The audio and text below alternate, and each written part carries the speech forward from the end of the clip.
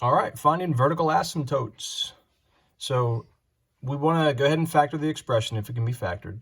All right, so here we went ahead and factored the numerator. It was a dots problem.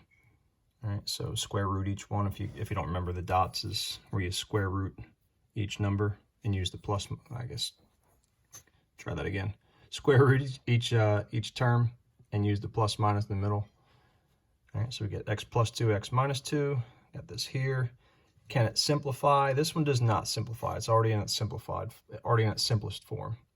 And then it says find the vertical asymptotes by setting the factors in your simplified denominator equal to 0.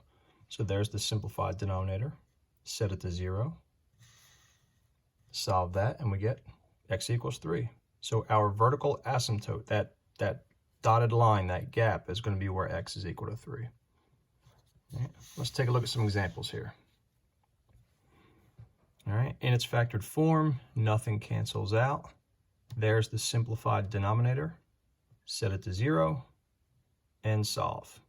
And there's our vertical asymptote. All right. Both of these had to be factored. When they were AC factoring, by the way, when they were factored, we get these two expressions. All right. I don't see anything that's going to cancel out, so that means we're going to take both denominators, or both expressions on the denominator, and set them both equal to 0. Solve this one by adding 6, and you get 6.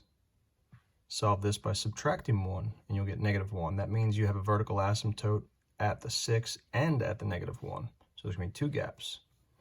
All right, and you can always graph these in Desmos to see what they look like. All right, and then over here we had to factor the denominator. And we get this expression. This time we see something canceling out, so that means there's also going to be a hole there.